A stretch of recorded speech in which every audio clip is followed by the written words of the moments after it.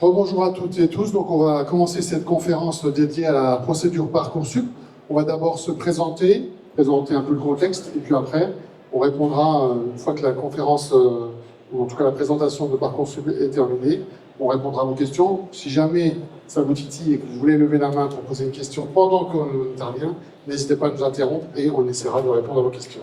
Donc, je vais laisser ma collègue se présenter, je me présenterai à mon tour, et puis on débutera la présentation de Parcoursup. Eh bien, bonjour, je suis Isabelle Viellard et je travaille donc au rectorat de Reims, au service académique d'information et d'orientation, et donc je collabore à la plateforme Parcoursup avec mes collègues. Merci Isabelle. Donc Denis Hamel, en charge... Chers visiteurs.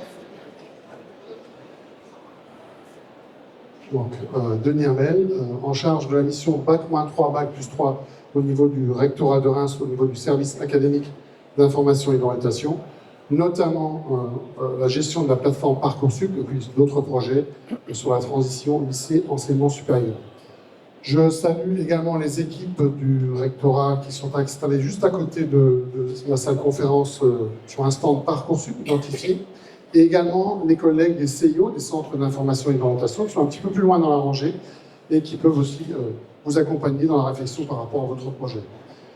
La question aujourd'hui, ça va être la procédure Parcoursup. Donc peut-être quelques mots de contexte. La plateforme Parcoursup existe depuis 7 ans. C'est la 8e année qu'elle va être mise en place. C'est une plateforme nationale.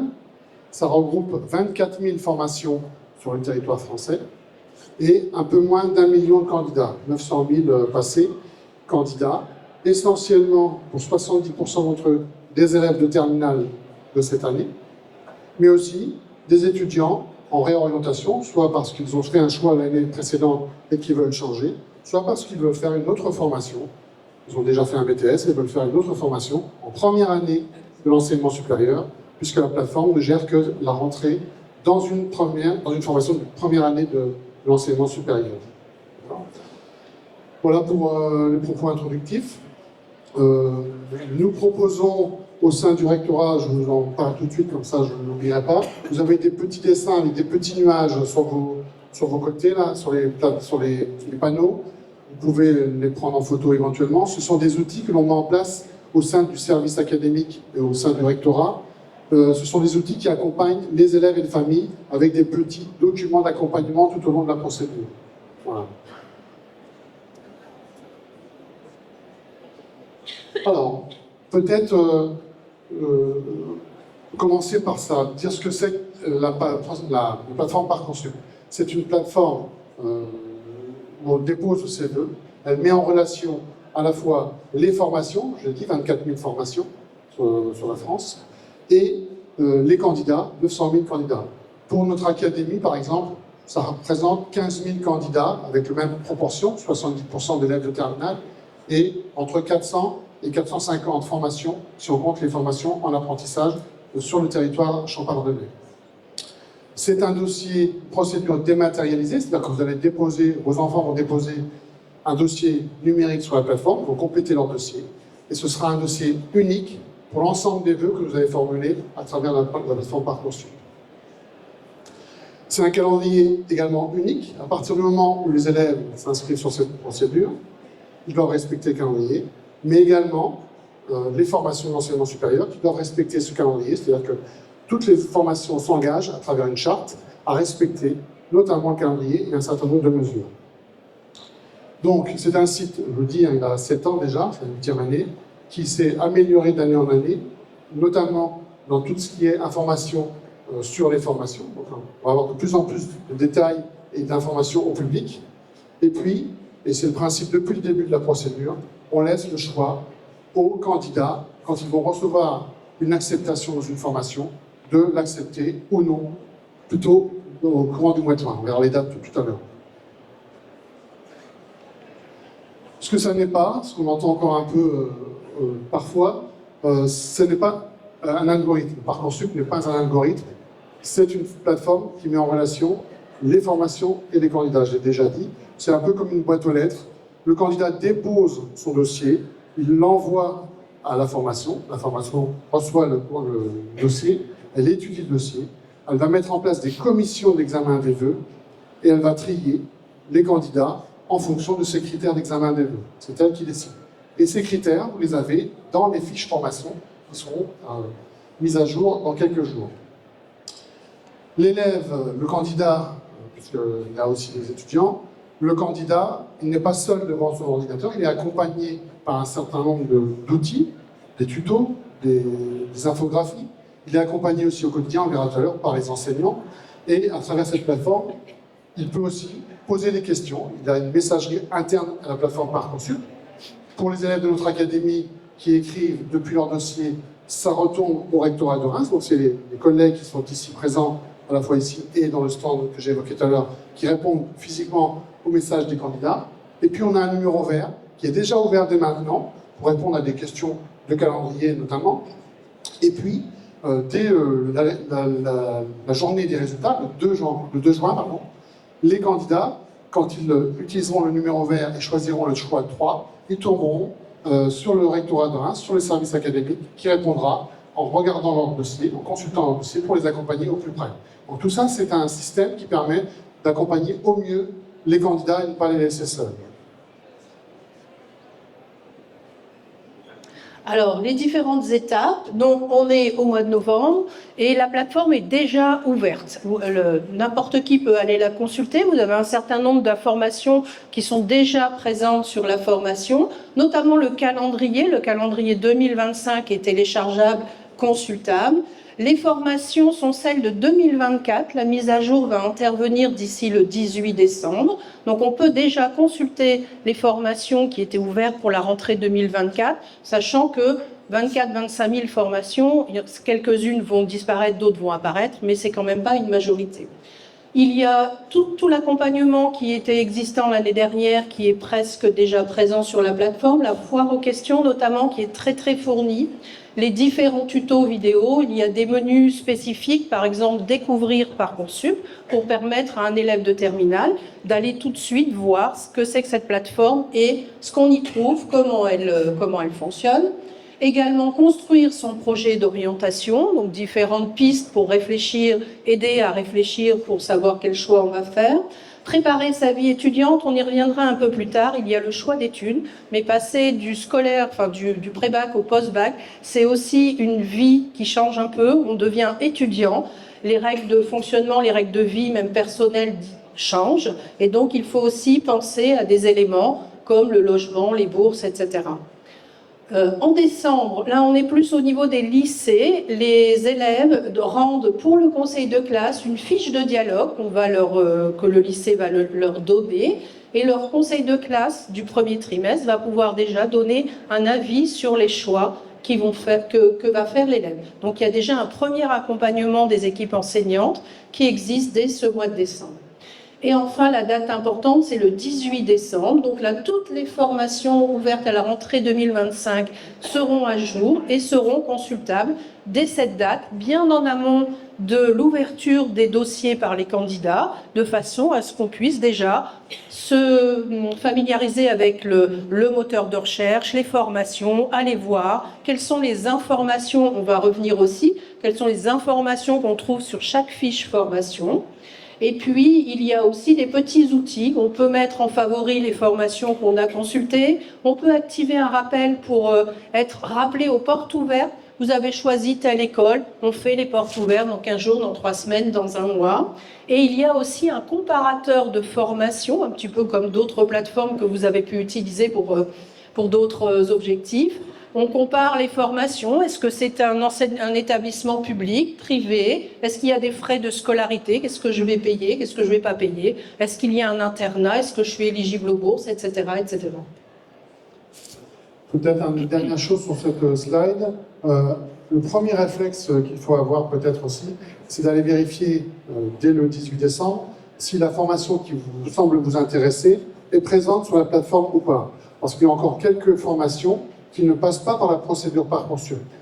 À ce moment-là, il faut effectivement regarder si elle est présente sur la plateforme Parcoursup. Si c'est le cas, elle respecte toute la procédure. Si ce n'est pas le cas, il faut se rapprocher rapidement de la formation, de l'établissement, pour savoir quelles sont les modalités d'inscription, de participation à un concours ou je ne sais quoi, et comment constituer un dossier pour formuler ces vœux dans leur formation. D'accord ?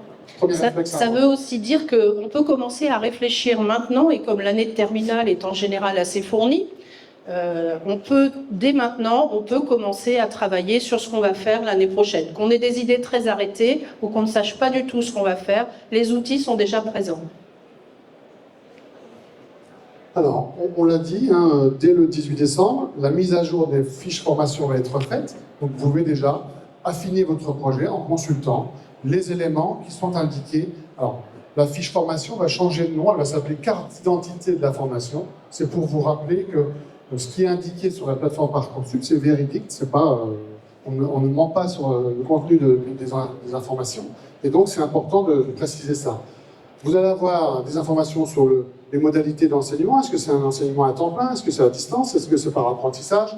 Le coût de la scolarité, etc. Et puis, les chiffres clés.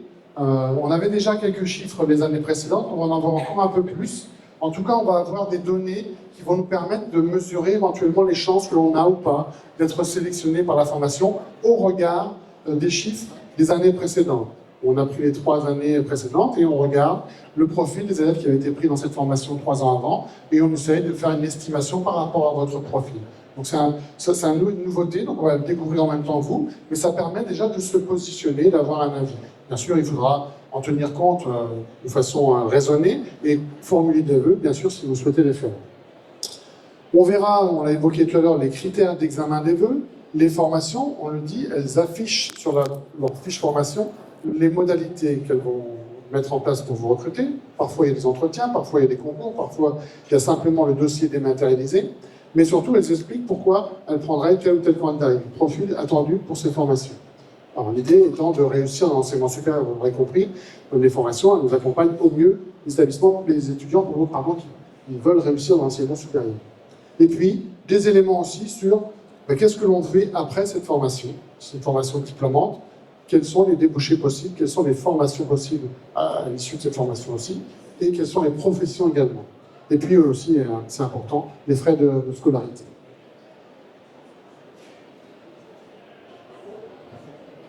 Alors, dès maintenant, on l'a un peu dit précédemment, mais dès maintenant, il ne faut pas attendre pour s'informer, échanger avec toutes les personnes disponibles au lycée, ailleurs. Au lycée, il y a les équipes enseignantes, il y a donc les ressources humaines, il y a les ressources matérielles, donc on a déjà dit quelques mots pour réfléchir à son projet. On peut avoir beaucoup d'idées, on peut ne pas en avoir, et quand on n'a pas d'idées, on a souvent cette question, je ne sais pas du tout quoi faire, comment je veux faire. Il y a quand même moyen de trouver sa place pour l'année prochaine. Donc il faut ne pas hésiter à rencontrer dans les centres d'information et d'orientation les professionnels de l'orientation, les enseignants qui accompagnent dans les lycées, il y a aussi les professeurs documentalistes et toute la documentation et la plateforme, bien entendu, avec tous ces outils.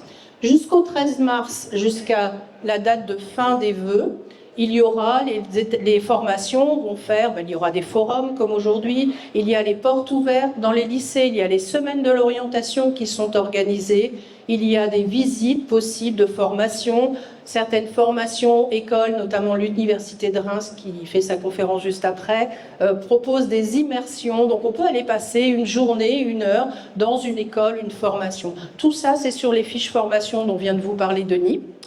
Et jusqu'à la fin de la procédure, on peut quand même continuer à réfléchir. Là aussi, les outils existent, les personnes humaines et les outils. Donc la plateforme à venir de l'ONICEP qui comporte des modules spécifiques pour aider les élèves de terminale à faire des choix. Le national de Parcoursup, la gestion nationale propose des chats, des lives, des vidéos, des tutos, des infographies pour expliquer à chaque étape comment ça se passe, qu'est-ce que le candidat doit faire et des conseils. Donc les équipes également sont accompagnées. On accompagne dans le service les professeurs qui, eux, accompagnent les élèves. On leur donne des outils. Il y a également les centres d'information et d'orientation qui peuvent proposer, notamment Reims, Épernay par exemple pour la Marne, mais les autres également, proposent des ateliers par an Et pas, donc, il voit les élèves dans les lycées et par contre, il vous propose, parents, de vous rencontrer pour échanger avec vous sur les difficultés que ça vous pose, que vous rencontrez et comment on fait pour gérer tout ça. Sur la plateforme et sur le site de l'ONICEP, il y a des questionnaires d'autopositionnement. Alors, ce ne sont pas du tout des questionnaires de sélection, mais par exemple, si on veut aller en droit, on répond à un questionnaire sur qu'est-ce que c'est à votre avis que les études de droit. Donc, en droit, on fait ci, on fait ça, on fait là. Et ça permet à quelqu'un qui n'a pas les idées très calées sur ce que c'est, parce que, évidemment, on est au lycée, c'est des choses qu'on n'a jamais abordées. On peut voir, oui, le droit, ça se passe comme ça parle de ça, etc. Il y a les réseaux sociaux. Alors là, on demande toujours aux élèves, aux candidats d'être très attentifs sur les réseaux sociaux. Il y a 3 réseaux sociaux officiels, X, Facebook et Instagram. Tout ce qui se passe sur les autres réseaux sociaux, qu'on suit aussi, nous, pour voir un peu ce qui se dit. Et sur les non officiels, il se dit souvent des horreurs. Dont ce qu'a dit Denis tout à l'heure, Parcoursup ne m'a pas pris, Parcoursup ne m'a pas sélectionné, c'est pas Parcoursup qui sélectionne. Et puis il y a de nombreuses initiatives locales. Donc comme je disais tout à l'heure, il y a les CIO qui organisent des ateliers, il y a les lycées qui souvent font des séances d'information pour vous, les parents.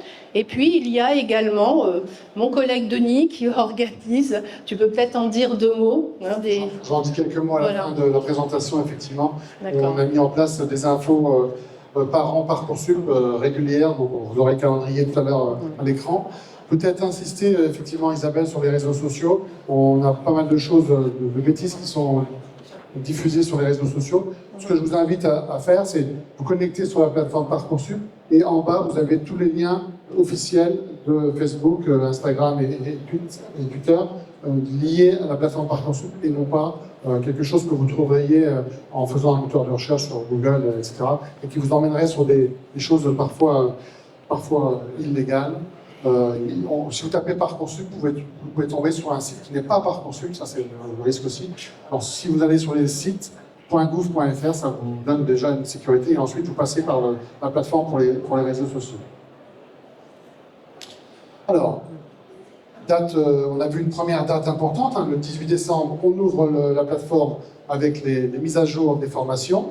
Et puis le 15 janvier, c'est l'ouverture officielle pour les lycéens et pour les étudiants aussi. C'est-à-dire que c'est à ce moment-là, à partir du 15 janvier, qu'on va pouvoir constituer son dossier et commencer à faire des vœux. Alors, les élèves qui sont actuellement en terminale cette année vont recevoir quelques jours avant le 15 janvier via la plateforme Parcoursup et parce que l'établissement dans lequel ils sont scolarisés, que ce soit lycée public ou privé sous contrat, vont recevoir un mail via une adresse mail qu'ils auront donnée à l'établissement. Ce mail, il y aura un lien qui permettra d'enclencher l'ouverture du dossier de Parcoursup. D'accord, ça c'est une nouveauté, mais pour ceux qui n'ont jamais connu la plateforme, ce n'est pas une nouveauté, c'est une vraie réalité. Vous allez recevoir, d'ici le début janvier, quelques jours avant le 15 janvier, un mail avec un lien qui vous permettra de rentrer dans votre dossier sécurisé. Voilà, donc un certain nombre d'informations seront remontées par l'établissement, voilà, notamment la partie civile de votre dossier, la partie aussi formation dans laquelle vous êtes, c'est-à-dire les enseignements que vous avez choisis, l'option que vous avez choisie, et puis les bulletins viendront un petit peu plus tard que le mois de janvier, viendront compléter par le biais des lycées aussi, qui vont remonter les bulletins de première et de terminale.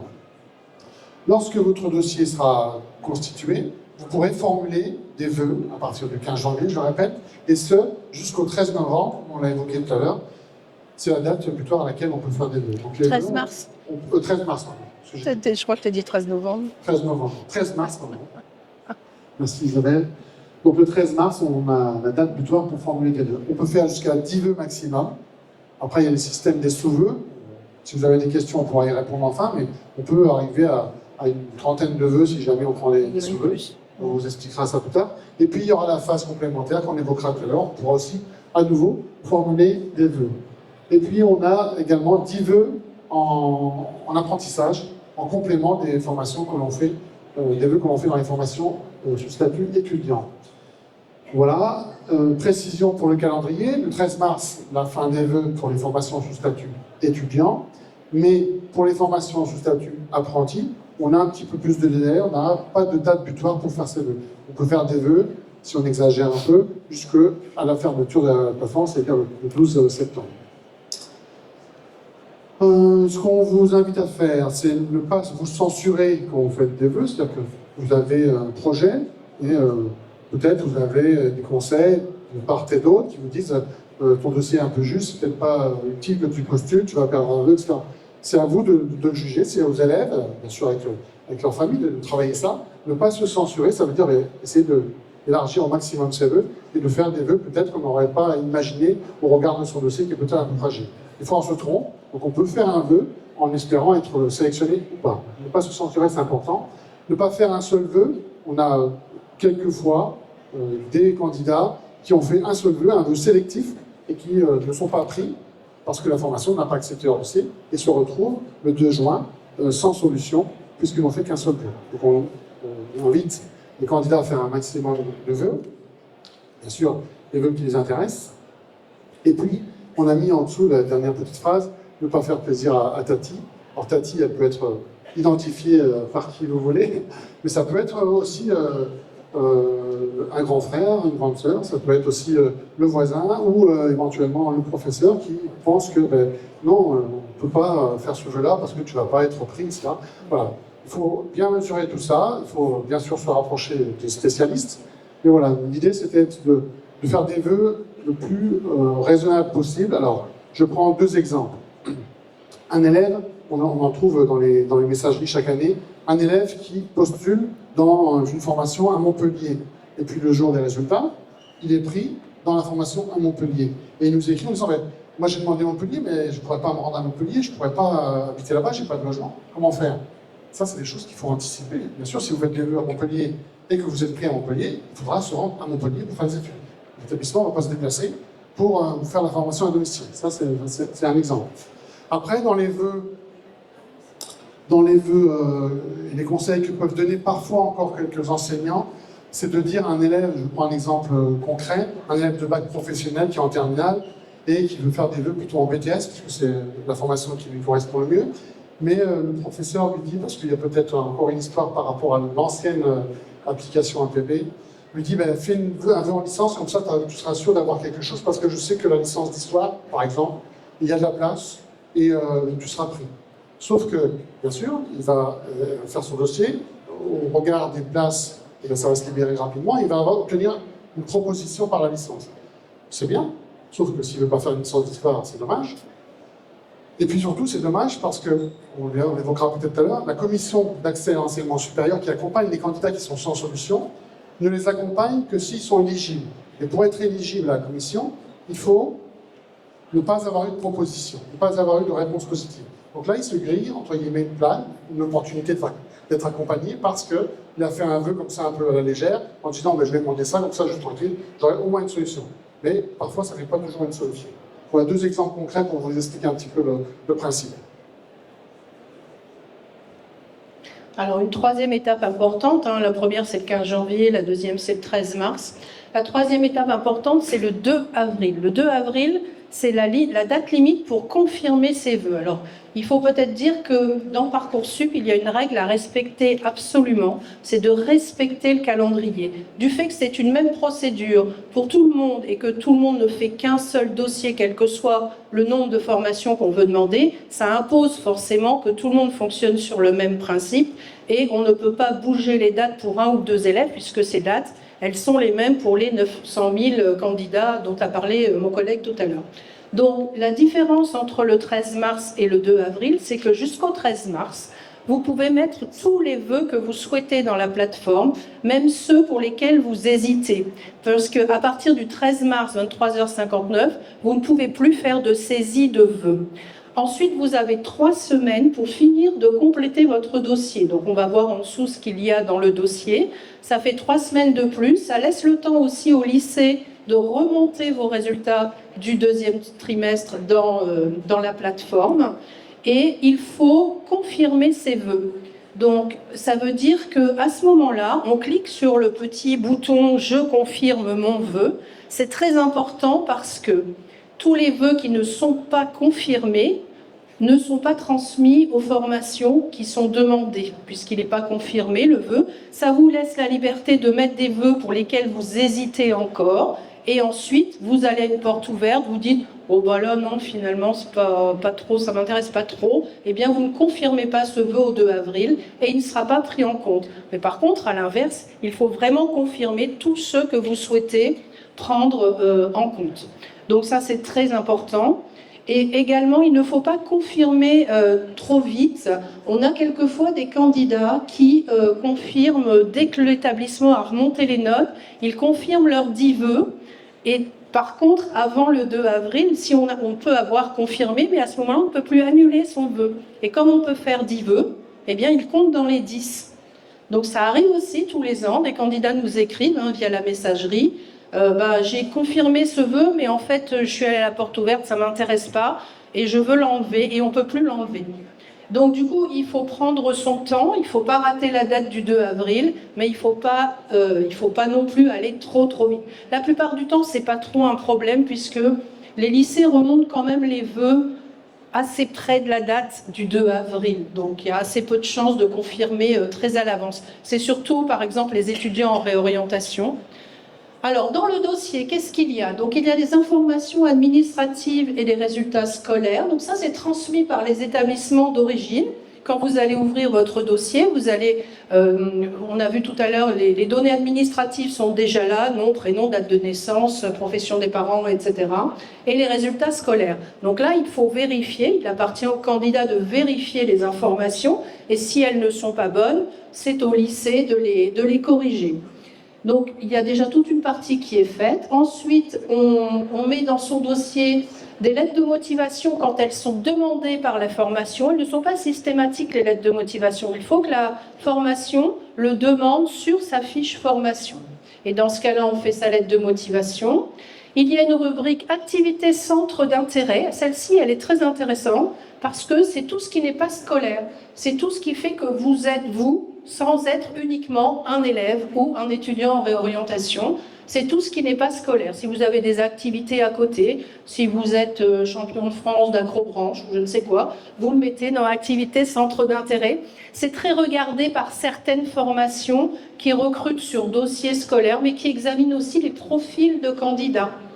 Toute activité que vous pouvez faire à l'extérieur, même qui peut vous paraître à vous anodine, dit quelque chose de vous, et certaines formations sont très friandes de ça.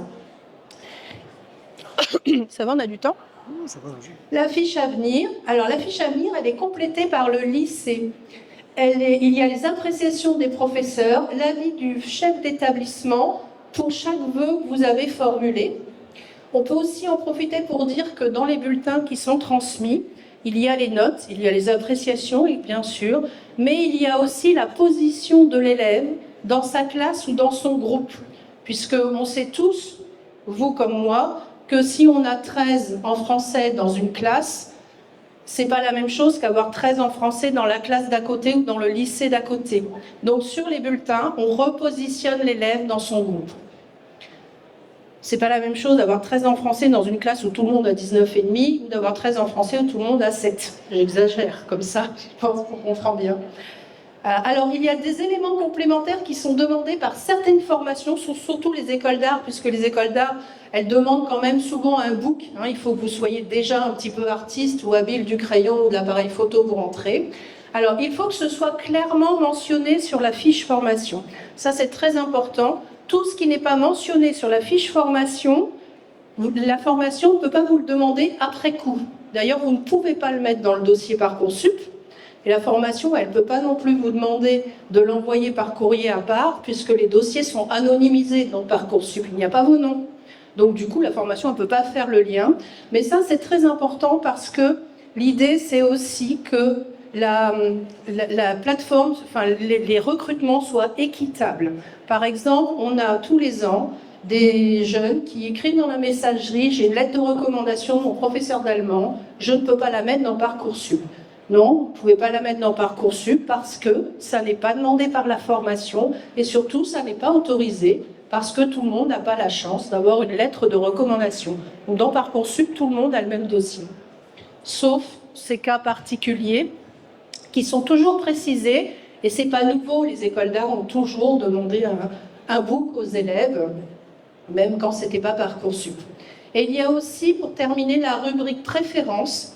Celle-ci, elle n'est pas transmise aux formations, elle sert à la commission d'accès à l'enseignement supérieur. On y reviendra aussi tout à l'heure.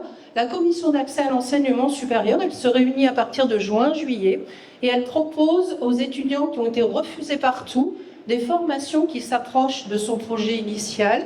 Et donc, pour faire le tri entre tous les vœux du candidat, cette rubrique préférence, elle est utile à la commission, mais elle n'est pas transmise aux formations, puisque les formations, déjà, ne connaissent pas vos vœux, connaissent que le vœu que vous avez fait pour elles. Les autres vœux, la formation, il n'y a pas accès. Et donc, elle n'a pas à savoir ce que vous préférez comme formation. Et vous ne classez pas non plus vos vœux. Votre vœu préféré, il est dans votre tête et il reste dans votre tête. Voilà. Allez, un petit résumé. 15 janvier, ouverture de la plateforme pour les dossiers et début des vœux. 13 mars, la fin de formulation des vœux. 2 avril, on confirme son vœu sur Parcoursup. Donc là, on a constitué son dossier. L'étape suivante, c'est les établissements d'accueil, les établissements qui portent les formations supérieures, qui vont recevoir les dossiers des élèves.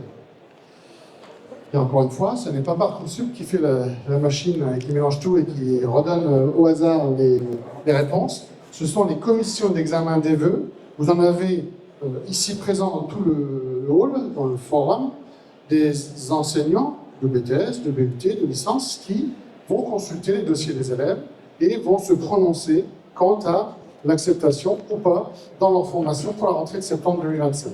Donc ça, c'est très important. Ce sont ce qu'on appelle les commissions d'examen des vœux. Elles ont lieu en mai, avril-mai, selon le calendrier, selon les vacances et selon la remontée nécessaire dans la plateforme Parcoursup. Et donc, une fois qu'elles auront fait les formations et les responsables des formations fait le tri des candidats, elles vont remonter leurs réponses dans la plateforme Parcoursup. Et c'est une fois que ce classement a été remonté, que les élèves auront leur réponse. Et donc ça sera le 2 juin. On verra tout à l'heure. Alors, c'est une période où les élèves n'ont, entre guillemets, rien à faire, si ce n'est éventuellement à préparer le bac. C'est quand même important, on n'a pas précisé.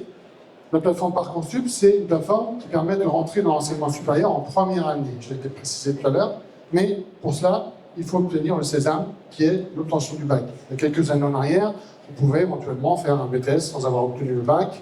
On avait le niveau, on pouvait faire. Ça, c'est plus possible. Aujourd'hui, il faut absolument obtenir le bac. On verra tout à l'heure que la date du 9 juillet, résultat du bac 2025, elle donnera effectivement le sésame pour pouvoir poursuivre l'enseignement supérieur. Alors, pendant cette période, on vous invite à anticiper peut-être ce qui va se passer avant d'avoir les réponses des établissements.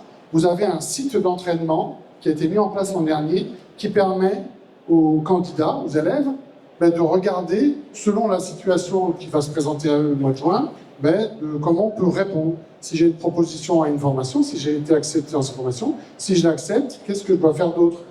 Je dois, par exemple, si j'ai 3 propositions, choisir parmi les 3, en garder qu'une seule. Et puis, qu'est-ce que je fais de mes vœux en attente?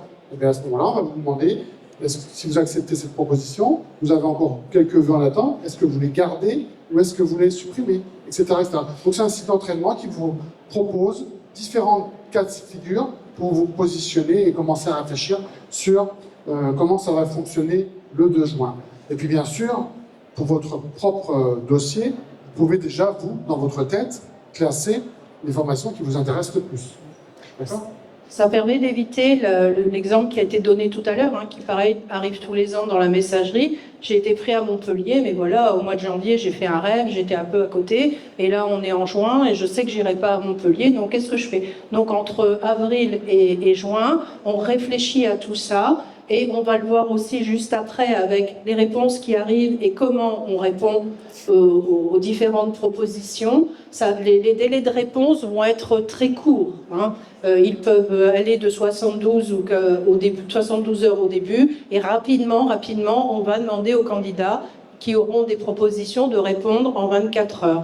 Donc on a eu aussi, par exemple, dans la messagerie, une jeune fille qui nous disait « mais moi j'ai 3 propositions, mais d'ici demain soir, je ne saurais jamais choisir, est-ce que je peux avoir un petit temps sup ?»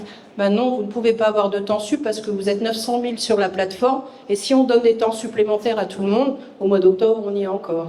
Donc c'est pas possible, il faut vraiment réfléchir et utiliser le site d'entraînement. Donc on va juste après aborder cette réponse, cette phase de réponse aux propositions d'admission qui est quand même assez importante.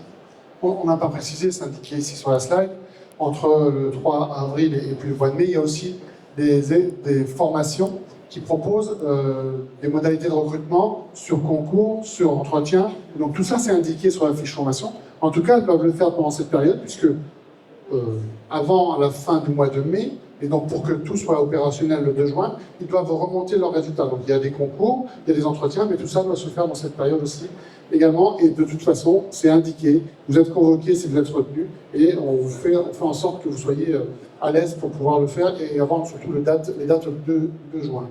C'est le seul cas, c'est la seule exception à ce que j'ai dit tout à l'heure, les dossiers sont anonymisés, mais bien entendu, si vous demandez à passer un concours d'école, l'école a besoin de vos coordonnées pour vous convoquer aux épreuves d'admission. Donc dans ce cas-là, pour ce vœu, la formation a vos coordonnées.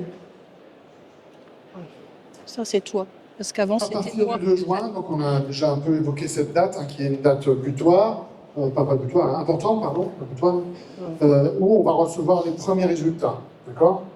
Des résultats qui peuvent avoir une nature différente, soit c'est positif et vous recevez ce qu'on appelle, nous, dans notre jargon, une proposition, qui est une réponse positive pour vous, vous recevez un oui, c'est-à-dire que vous avez postulé dans une formation, la formation dit « on vous accepte, vous pouvez venir nous rejoindre en septembre 2025 », et c'est ce qu'on évoquait tout à l'heure, le candidat a le dernier mot, c'est lui qui décide finalement s'il accepte ou pas la proposition qui lui a été faite. Alors quand il y en a plusieurs, il faut faire le choix parmi, si vous avez 3 propositions positives, il faut faire le choix dès le 2 juin entre les 3 propositions qui vous ont été faites, celle que vous préférez le plus. Vous pouvez aussi être refusé, ça arrive. Vous avez fait une demande de formation, l'établissement a regardé votre dossier, vous ne correspondez pas à son profil, en tout cas à la réussite dans son établissement, dans sa formation, et donc vous pouvez être refusé directement. Ça, ce sont ce qu'on appelle des filières sélectives, qui peuvent effectivement prononcer un non sur le vœu et la candidature que vous avez formulée. Vous pouvez avoir aussi, vous pouvez être mis par exemple en liste d'attente, c'est-à-dire que la formation a jugé votre dossier intéressant, mais au regard du nombre de candidats, elle a classé déjà les dossiers qu'elle jugeait meilleurs pour elle, et donc vous êtes un peu plus loin, et vous êtes en liste d'attente, vous connaissez ça déjà par cœur, c'est simple. Vous êtes classé, on indique le rang dans lequel vous êtes classé, et puis on vous indique éventuellement la place que le dernier admis l'année précédente avait, pour vous donner un ordre d'idée si vous avez des chances d'être sélectionné ou pas. Et puis, dernier cas de figure qui concerne essentiellement, surtout les universités, c'est le WICI. Certaines universités proposent, certaines formations universitaires de licence proposent les WICI, c'est-à-dire on vous accepte dans la formation à condition que vous respectiez entre guillemets un contrat. Ça peut être de faire la première année de licence en 2 ans, ou bien d'avoir des modules complémentaires à la licence pour pouvoir mieux réussir dans la formation parce qu'on a jugé qu'il vous manquait telle ou telle compétence pour réussir. C'est une proposition avec une condition que vous devez accepter, et donc ça se passe généralement dans quelques licences. Alors, je l'ai précisé, si vous avez plusieurs propositions le premier jour, il faudra en choisir une parmi les 3, 4 propositions que vous aurez dès le 2 juin. À chaque fois, et ça c'est important, alors on ne l'a pas précisé tout à l'heure, mais les candidats indiquent dans leur dossier leur numéro de téléphone portable, leur mail, bien sûr, mais ils peuvent aussi indiquer les numéros de portable des parents, les 2 représentants légaux, et les mails aussi des représentants légaux, ce qui fait que on peut être alerté, l'ensemble de la famille est sur le pont pour recevoir des messages de Parcoursup et d'être alerté. Parce que, on l'a précisé, le calendrier c'est important, mais aussi les délais de réponse. Si vous avez une proposition qui vous est faite le 2, c'est assez simple, vous aurez jusqu'au 5 pour y répondre, 5 juin. Mais tout au long de la procédure, ça peut évoluer un peu. Le lendemain, vous n'aurez plus que 4 jours, le surlendemain, plus que 3 jours, etc. Et puis, rapidement, on passe à 24 heures. Donc si vous n'êtes pas attentif aux relances qui sont faites par les SMS, les mails, toute la famille, eh bien, on peut perdre le vœu, et si on ne répond pas, on perd effectivement le vœu. Dans tous les cas, peut-être un conseil à vous donner, puisque c'est nous qui recevrons à la fois les appels, mais aussi les mails de contact. Si vous êtes en difficulté, si vous avez oublié quelque chose, ça peut arriver, hein, n'hésitez pas à écrire sur l'ordre des contacts. On regarde si on peut récupérer éventuellement une solution qui serait embêtante pour le candidat. Chaque proposition, chaque ligne de vœu a en face d'elle une date à laquelle il faut répondre. C'est simple, il faut respecter la date. C'est souvent telle date à 23h59. Et donc, on l'a dit, 5 possibilités d'alerte via la messagerie interne, via les mails et via les SMS. Une fois qu'on a passé les 3-4 premiers jours des résultats, c'est-à-dire du 2 au 5 juin, on a eu pas mal de candidats qui ont eu des propositions, pas mal de candidats qui vont abandonner les propositions parce qu'ils en ont plusieurs, donc ça va libérer des places, et chaque soir, la plateforme Parcoursup tourne et redistribue les cartes, en tout cas les places, qui sont libérées par certains, pour d'autres qui étaient en liste supplémentaire. Donc ça, c'est jusqu'au 5 juin, et ça continue jusqu'au 10 juillet. Cependant, on va demander aux candidats, dès le 6 juin, quand ils ont encore des vœux en phase, en liste d'attente, pardon, je répète, on va demander aux candidats le 6 juin, lorsqu'ils auront des vœux en liste d'attente, de les classer par ordre de préférence. Il me reste 3 vœux, le vœu A, le vœu B et le vœu C. Mon préféré, c'est le vœu B, je vais mettre le vœu B en premier. Le vœu C étant le deuxième préféré, je vais le mettre en deuxième. Et le vœu A, je vais le mettre en troisième, puisque c'est celui qui est moins préféré. Et ça, je parle bien des vœux en liste d'attente le 6 juin. Si vous avez eu des propositions auparavant, elles sont toujours là, vous les gardez, et vous classez vos vœux en liste d'attente. Ce qui est important de préciser, c'est que quand vous allez, si ça vous arrive, si vous n'avez pas déjà une proposition entre, je ne vois pas d'ici, entre le 2 et le 6, vous classez vos vœux sur la plateforme, et les formations, elles ont déjà votre dossier, elles ont déjà envoyé les réponses dans la plateforme. Ça n'est pas pour les formations que vous classez vos vœux, c'est pour le fonctionnement de la plateforme. En rouge, on a indiqué que pendant les épreuves du bac, on n'embête pas les candidats, il y a une suspension des réponses et des propositions. Alors, c'est toi encore, tu veux que je prenne ou pas? Ouais, la plateforme, elle reste,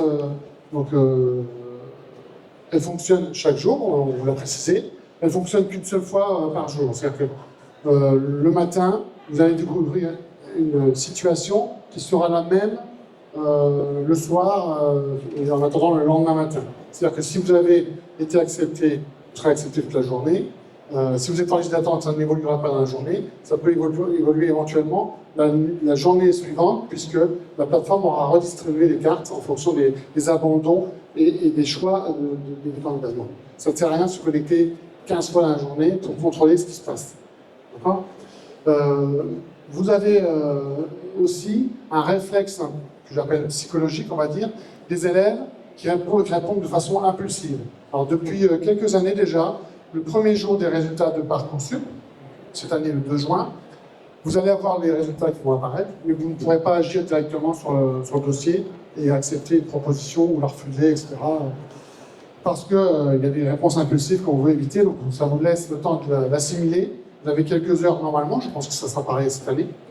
Et ce qu'on vous invite aussi, c'est d'être prudent parce qu'on a des candidats qui ont ce mécanisme particulier qui disent le 2 juin, l'établissement que j'avais, la formation dans laquelle j'avais postulé m'a mis en liste d'attente. Je suis vexé, je ne veux pas aller chez eux parce qu'ils n'ont pas pris le premier jour. Alors que si on attend 24 heures, 48 heures, on peut avoir une proposition. Donc attention à cela, ça peut arriver. On a ce réflexe-là de certains candidats qui disent ils n'ont pas voulu de moi dans un premier temps, j'élimine, alors que le lendemain, ils peuvent avoir une proposition. Donc ça, soyez vigilants, et les réponses impulsives peuvent être néfastes parfois. Donc pour tout ça, vous avez des tutos, des vidéos qui expliquent comment ça se passe au niveau des vœux, comment on peut accepter. Je rappelle qu'il y a le site d'entraînement, et puis vous avez des tutos et des vidéos qui expliquent comment fonctionnent les listes d'attente également. Deuxième chapitre de cette slide, les situations particulières, les situations de candidats en situation de handicap ou avec des problèmes de santé importants et qui peuvent être accompagnés. Le maître mot de la procédure Parcoursup, c'est l'accompagnement. L'accompagnement des enseignants sur le terrain, mais aussi à travers les outils, mais aussi à travers les situations particulières, à travers les outils, et notamment une commission qui est dirigée, présidée par le recteur de l'Académie de Reims, une commission d'accès à l'enseignement supérieur qui traite des situations particulières qu'on évoque ici, handicap, état de santé, sportif de haut niveau aussi. Peut-être une précision, un sportif de haut niveau, il ne sait peut-être pas encore dans quel club il va signer en septembre, et quand il fait un vœu, il ne sait pas s'il va aller à Besançon, à Bordeaux ou à Lille, dans son club. Et là, à ce moment-là, il peut éventuellement anticiper les formations et demander là où il va aller, mais on peut l'accompagner aussi et faire en sorte que son projet sportif soit en cohérence avec son projet d'études, et on essaie de faire en sorte que ça se passe bien. Donc là, il faut qu'ils nous écrivent, qu'ils nous sollicitent pour qu'on puisse l'accompagner. Pour les élèves en situation de handicap ou des maladies graves, il y a une fiche de liaison, alors qui n'est pas transmise aux établissements lors de la sélection, elle est transmise simplement pour essayer de voir si on peut aménager la scolarité d'élèves, si l'accessibilité est possible dans les établissements dans lesquels... Et donc un référent handicap, vous pouvez aussi lui écrire si vous êtes en situation de handicap. Voilà, donc je pense que j'ai tout dit, et on va passer à la slide suivante. Alors, la date qui vient ensuite, c'est le 11 juin. Le 11 juin, c'est le début de la phase complémentaire. La phase complémentaire, elle permet aux candidats tous les candidats, de reformuler 10 nouveaux vœux sur des formations qui ont encore des places disponibles. Les formations qui ont déjà recruté et qui n'ont plus de candidats mettent sur la plateforme leurs places disponibles. Donc on peut refaire des vœux pour des formations pour lesquelles on n'a pas déjà postulé, puisque si on a déjà postulé, soit on est pris, soit on est refusé, soit on est en liste supplémentaire. Donc ça ne sert à rien. Si on est sur liste supplémentaire, la formation, de toute façon, elle n'apparaît pas, puisque ça veut dire qu'elle a encore des candidats en liste sup. À partir du 1er juillet, les candidats qui ont été refusés partout, donc qui n'ont aucune solution, peuvent saisir la commission d'accès à l'enseignement supérieur, dont vient de parler Denis, qui est présidée par le recteur. Donc ce sont des candidats qui n'ont pas de solution. Par contre, je vois que nous sommes en retard, et donc par contre, il ne faut pas avoir de refuser cette proposition d'admission. Certains candidats refusent tout ce qu'on leur propose, et après ils disent je voudrais que la commission d'accès à l'enseignement supérieur me propose quelque chose. Mais non, c'est pas la cible. La cible, c'est vraiment, il existe malheureusement peu de candidats, mais ça arrive des candidats qui ne sont pris nulle part. Donc eux ont vraiment besoin d'un coup de main. Donc pour ça, il vaut mieux avoir complété la rubrique préférence dont je parlais tout à l'heure. Et il y a un petit souci, on va dire, de ce qui est écrit dans le dossier qu'on va retrouver cette année. La plateforme affiche, la CAES, la commission va réexaminer vos dossiers. Alors en fait, la commission, elle examine le dossier, mais pas du tout pour revoir un refus qui aurait été fait par une formation. La formation, elle est souveraine. Si elle a refusé le candidat, elle a refusé le candidat. Par contre, la CAES, la commission d'accès à l'enseignement supérieur, propose des places, quand il y en a, dans des formations qui sont proches du projet initial du candidat, ou alors qui permet des poursuites d'études similaires, parce qu'il y a différentes voies pour arriver quelquefois à un même métier ou à un même diplôme, mais le candidat, forcément, il n'y a peut-être pas pensé. Donc du coup, on voit, je demande le réexamen de mon dossier par la CAES, c'est pas pour revenir sur un refus qu'aurait fait une formation. Et ensuite, alors ce sont les résultats définitifs du baccalauréat, il y a la période d'inscription. Donc les résultats du bac, c'est le 4 pour le premier groupe. Pour les élèves qui vont aller au rattrapage, c'est le 9 juillet. Donc à partir de là, tous les candidats qui auront accepté une formation devront s'inscrire dans cette formation. Ça, c'est en dehors de Parcoursup. Vous êtes pris dans l'école machin, vous êtes pris à l'université de Reims, Vous avez accepté la proposition, ces formations vous ont faites. Il vous appartient, après, une fois que vous êtes titulaire du baccalauréat, d'aller sur le site de cette formation et de procéder à votre inscription administrative. Là aussi, souvent, il y a des candidats qui nous appellent en disant « je n'arrive pas à m'inscrire, ça ne marche pas, etc. » Et Parcoursup ne peut rien à ça. Parcoursup a fini là son travail. Et il y a donc des dates d'inscription propres à chaque formation, et en général, c'est assez bien expliqué. Alors, le 10 juillet, c'est la fin de la phase principale. Vous avez des vœux encore en attente. Ces vœux, que vous avez classés par ordre de préférence, on l'a dit, du 6 au 10 juin, vont être toujours en attente le 10 juillet. Vous pouvez les archiver, ils vont rester archivés. Et si jamais des places se libèrent au cours de l'été, si des candidats ne viennent pas s'inscrire, par exemple, ça libère encore des places. Et à titre exceptionnel, vous pourriez éventuellement être appelé sur des listes supplémentaires jusque la fin de la procédure, c'est-à-dire au mois de septembre. Les candidats sans solution, il y en a malheureusement quelques-uns. On les accompagne toujours, on l'a dit, via la commission d'accès à l'enseignement supérieur pour essayer de leur trouver une solution. On travaille avec les collègues des CIO et notamment pour voir un peu les projets qu'on peut proposer aux élèves de la CRES, aux candidats de la CRES. Donc ça jusqu'au 11 septembre. Les élèves qui ont accepté une formation en apprentissage, la condition pour rentrer en septembre dans une formation sous statut apprenti, c'est de trouver un employeur qui veut bien signer un contrat. Donc ça sera conditionné par rapport à cette signature de contrat. La signature de contrat étant faite, on la remonte à l'établissement qui porte la formation et il saisit ensuite sur la plateforme et vous avez une proposition définitive. Voilà, phase complémentaire et fin de la procédure le 11 septembre.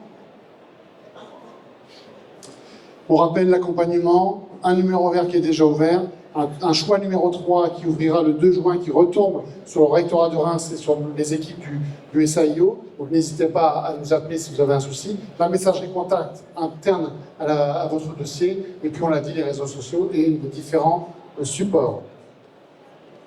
Pensez aussi au dossier social étudiant. Hein, on l'a dit, un logement à Montpellier par exemple, ben, ça a un coût, il faut y penser maintenant.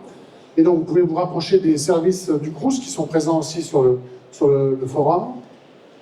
Il y a une aide à la mobilité. Si vous demandez une formation et que vous êtes accepté dans une autre académie que celle de Reims, vous pouvez percevoir une bourse de 500 € d'aide à la mobilité. Et puis, pour tout ce qui va être logement également et les accompagnements par rapport à la santé, vous êtes affilié au régime général de la sécurité sociale pour les nouveaux étudiants. Je passe rapidement. On propose cette année, je vous l'ai dit tout à l'heure rapidement, des lives par an Parcoursup tout au long de la procédure.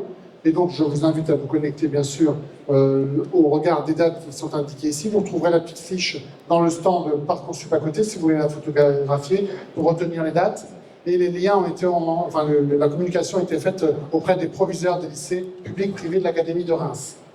Et enfin, les collègues de l'université et les lycées proposent depuis 3-4 ans, dans le cadre du projet L, des webinaires. Là aussi, vous avez une programmation, vous pouvez trouver la petite fiche qui se trouve dans le stand Parcoursup juste à côté, où vous avez les formations qui présentent leur contenu, l'intérêt de cette formation, etc.